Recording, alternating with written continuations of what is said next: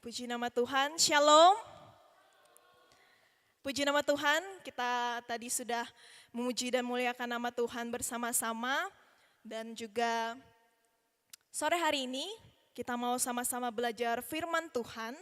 Kenapa saya katakan bersama-sama kita mau belajar? Karena saya pun yang berdiri di depan sini juga masih perlu banyak belajar. Bukan berarti saya berdiri di depan sini saya lebih pandai atau lain sebagainya, tidak. Tapi saya percaya bahwa saya diberikan kesempatan seperti ini, saya yakin bahwa ini salah satu cara Tuhan untuk memakai kehidupan saya. Amin. Bulan ini tema kita berbicara tentang practicing humility atau mempraktekkan kerendahan hati. Kalau minggu lalu kita sudah belajar kebenaran firman Tuhan yang disampaikan oleh Pak Gem, seseorang yang tidak kenal dan tidak dekat dengan Tuhan, maka akan mengalami yang namanya 3L. Ya betul, 3L. Boleh saya ulang sedikit ya kok, mungkin ada beberapa saudara-saudari yang tidak sempat hadir minggu lalu. Jadi 3L itu yang pertama adalah lost. Ya. Lost, artinya tersesat atau terhilang. Jadi kehidupannya ketika dia tidak mengenal Tuhan, dia tidak dekat dengan Tuhan, maka hal pertama yang akan dia alami yaitu dia tersesat, tidak tahu arah tujuan, terbawa oleh arus dunia ini. Kemudian L yang kedua adalah lust. Tulisannya L-U-S-T. Ini sebetulnya saya agak bingung cara penyebutan yang kedua sama ketiga karena mirip. Tolong koreksi ya kok, karena bahasa Inggris saya tidak bagus. Pokoknya di tulisannya berbeda. Yang kedua itu lust, L-U-S-T. Yang artinya nafsu atau kedagingan. Jadi seseorang ketika dia tidak kenal dan tidak dekat dengan Tuhan, setelah dia tersesat, dia akan hidup sembarangan. Lebih mengutamakan kedagingannya, lebih mengutamakan egonya. Intinya pokoknya aku senang, dia tidak lihat sekelilingnya. Kemudian yang terakhir itu adalah lust, kan sama. Cuman tulisannya berbeda. Yang ketiga itu lust, L-A-S-T. Yang artinya terkemudian atau terabaikan. Jadi ketika dia sudah merasa tersesat, kemudian terbawa oleh hawa nafsunya, dia akan merasa dirinya itu seperti tidak dihiraukan atau diabaikan. Dan akhirnya dia akan mundur perlahan-lahan dan menjadi yang terkemudian. Jadi itu 3L yang sama-sama kita belajar di minggu lalu yang sudah disampaikan oleh Pak Gem.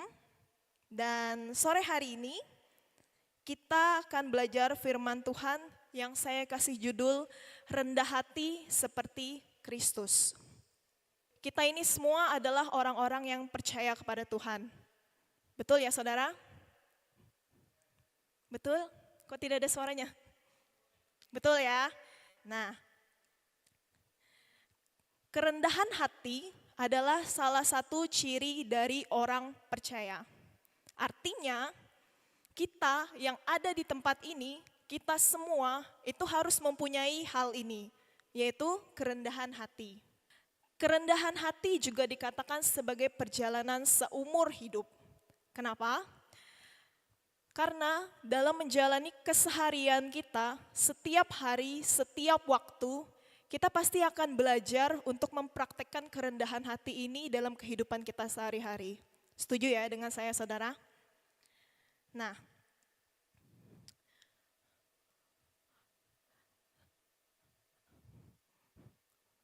apa sih kerendahan hati itu? Kerendahan hati atau sikap rendah hati adalah suatu sikap yang menyadari keterbatasan kemampuan diri dan ketidakmampuan diri sendiri serta tidak menjadi sombong. Jadi sikap rendah hati juga dapat dipahami sebagai sikap yang sopan dan memiliki pandangan yang realistis. Namun bukan berarti merendahkan diri. Karena rendah diri dengan rendah hati itu berbeda ya saudara. Kalau rendah diri contohnya seperti minder, merasa kalah, merasa tidak layak, merasa Pokoknya di bawah lah seperti itu. Nah, beda dengan rendah hati. Rendah hati selalu condong kepada yang namanya tidak menjadi sombong ataupun tidak merasa tahu dengan segala hal. Seperti itu. Nah, tentunya saya yakin saudara-saudari semua di tempat ini pasti sudah tahu dan mengerti dari konsep kerendahan hati ini. Namun, seringkali kita ini manusia, saya pun juga tahu tentang kebenaran firman Tuhan, tapi dalam prakteknya sehari-hari, kita sering melakukannya itu bolong-bolong, atau jarang-jarang, atau bahkan tidak kita praktekkan. Betul apa betul? Ya, betul ya saudara. Nah, oleh karena itu, sore ini kita mau sama-sama belajar dari sosok yang menjadi tokoh utama dalam Alkitab. Tidak lain dan tidak bukan, yaitu pribadi Tuhan Yesus Kristus sendiri.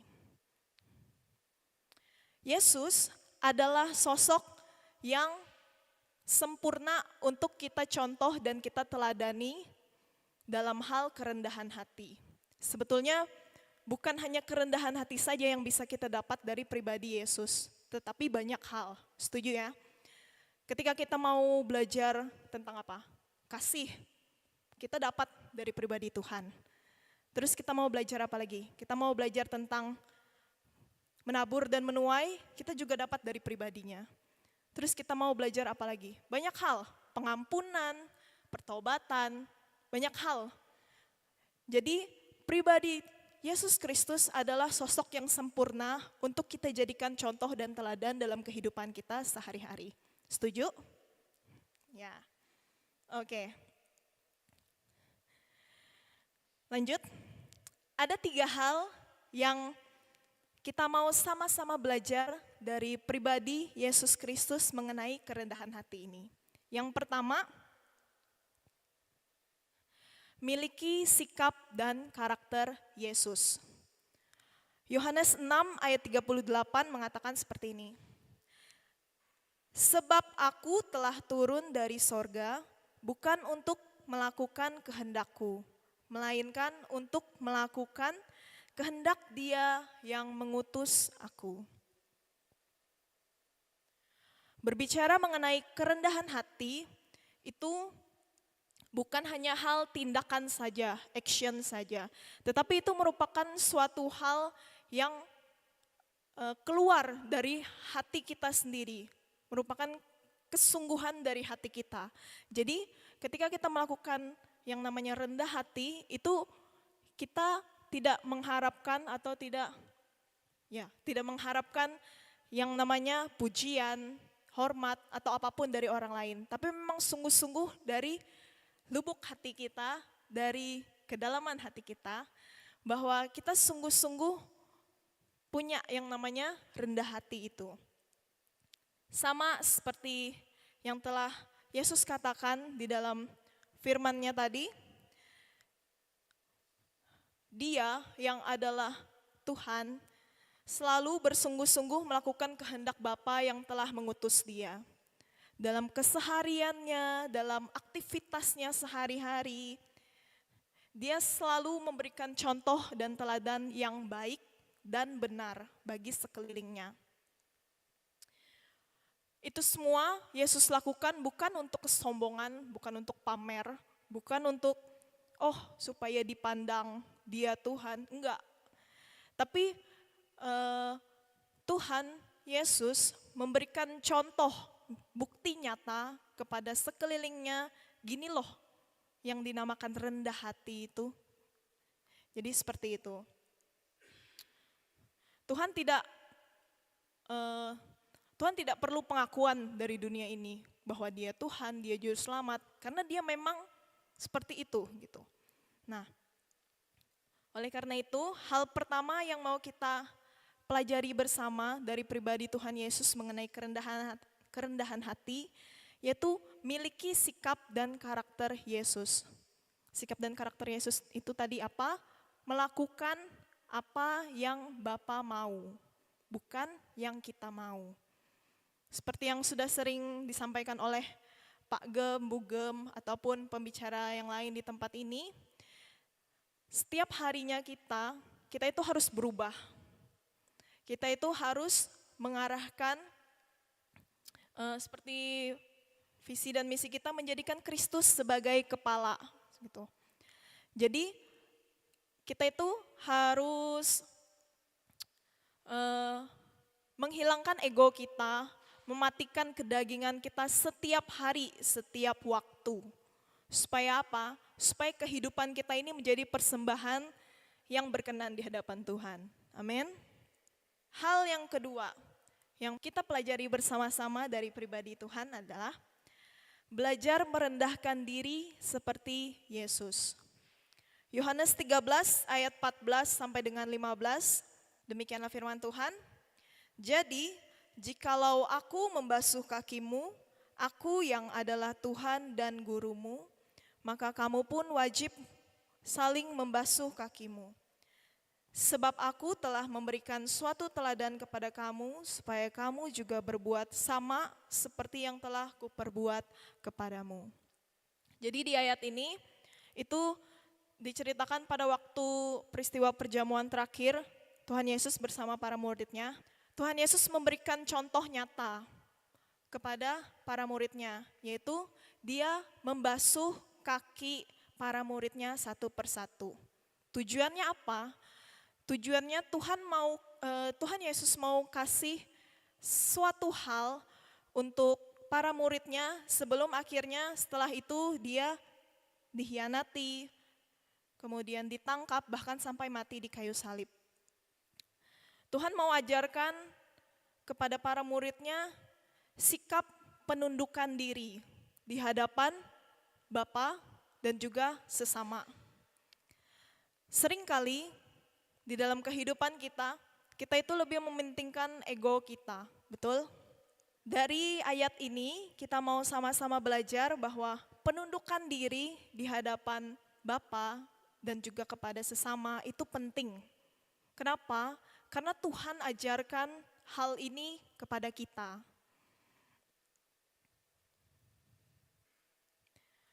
Menundukkan diri atau merendahkan diri ini bukan maksudnya seperti minder atau merasa kalah seperti itu ya, bukan ya saudara.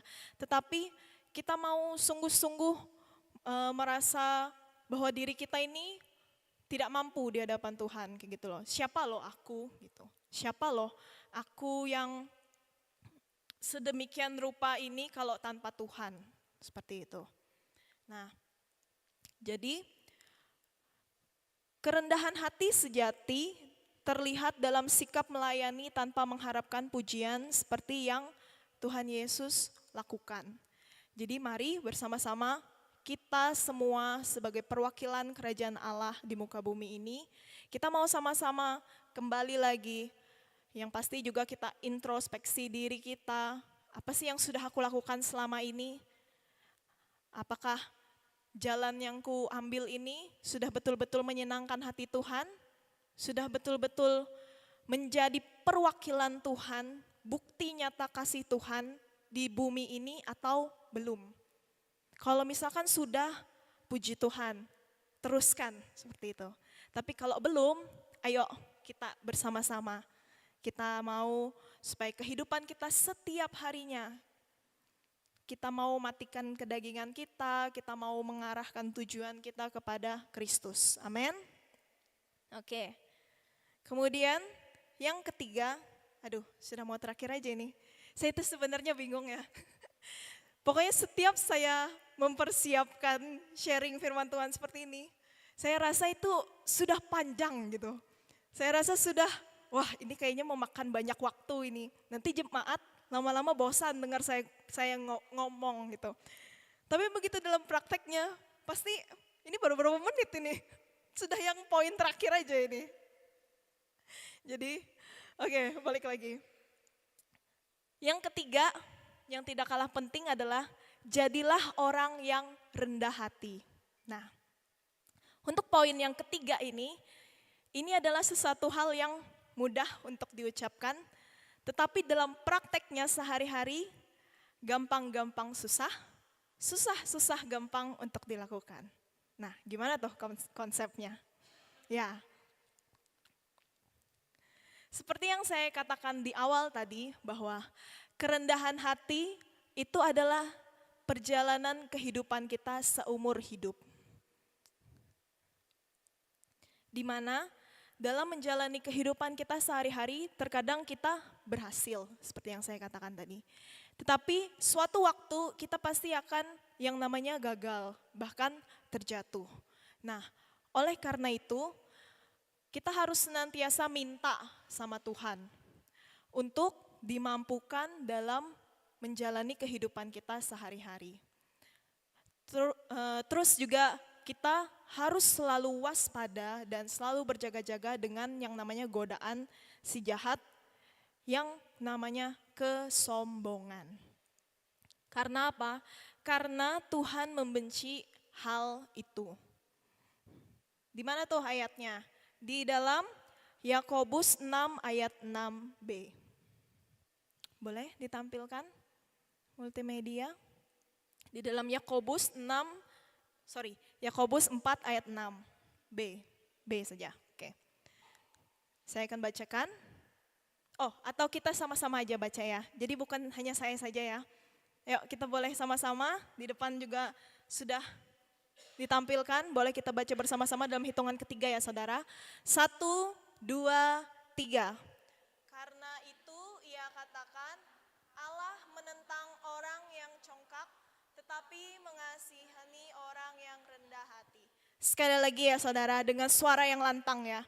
Kita mau perkatakan firman Tuhan. Supaya ini terjadi dalam kehidupan kita, amin. Oke, siapkan suaranya. Oh, Intan sudah siap sekali nih. Sudah sampai. Oke, kita mau bacakan sekali lagi ya. Dengan suara yang keras dan lantang. 1, 2, 3. Karena itu ia katakan, Allah menentang orang yang congkak, tetapi mengasihani orang yang rendah hati. Ada amin? Amin. Ya. Seperti firman Tuhan sudah mengatakan bahwa Allah itu menentang orang yang congkak, tetapi mengasihani orang yang rendah hati.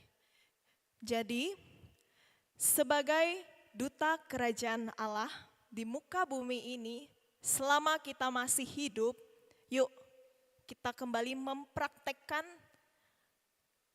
kerendahan hati, karena bulan ini kita berbicara tentang mempraktekkan kerendahan hati. Yuk selama 1 bulan ini mari kita mempraktekkannya dalam kehidupan kita sehari-hari.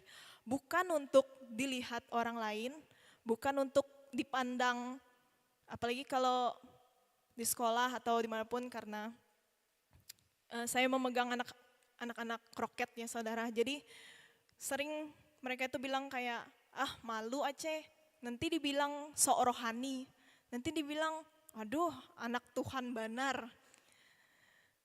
Saya cuma bilang seperti ini, gak apa-apa, itu kan pandangan mereka.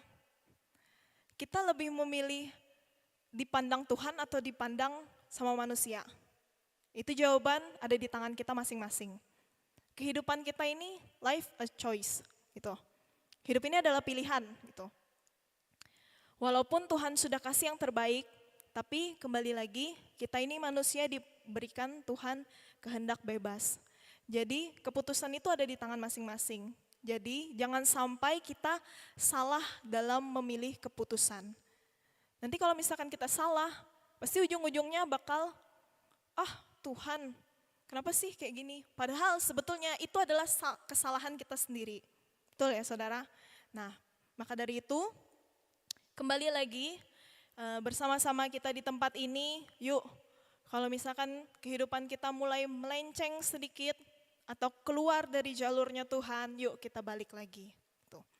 Bukan untuk dipandang orang, bukan untuk dianggap kita ini sebagai orang yang sok suci tadi dan lain sebagainya, tapi kita ini memang berasal dari Tuhan gitu loh. Jadi kehidupan kita, apapun yang kita jalani, apapun yang kita ambil, apapun yang kita pilih, itu harus menyenangkan hati Tuhan. Kalau tidak menyenangkan hati Tuhan, berarti kita telah memilih suatu keputusan yang salah. seperti itu. Nah, sebagai duta kerajaan Allah yang ada di muka bumi ini, kehidupan kita itu pasti akan dilihat dan diperhatikan oleh orang-orang di sekeliling kita. Betul ya saudara? Nah, oleh sebab itu, mari bersama-sama seperti yang sudah saya katakan tadi, selama 1 bulan ini mari kita bersama-sama mempraktekkan kerendahan hati ini di dalam kehidupan kita sehari-hari. Mungkin bagi yang masih bersekolah, kemudian yang bekerja ini di dalam lingkungan pekerjaan kita, entah perusahaan, kemudian seperti saya di toko, ataupun sebagai ibu rumah tangga, mengurus anak dan lain sebagainya. Mari kita bersama-sama selama 1 bulan ini, mari kita mempraktekkan kerendahan hati yang dari mana? Yang kita teladani dari sosok Tuhan Yesus, seperti itu.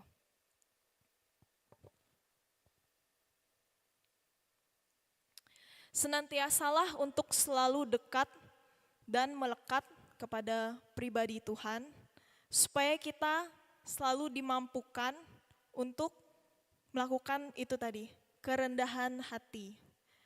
Kenapa? Karena kalau kita jauh daripada Tuhan, atau kita jangankan jauh, kita sedikit saja keluar dari tracknya Tuhan, itu kalau kita tidak kuat, atau kita tidak memiliki pikiran atau pandangan, ayo cepat-cepat balik.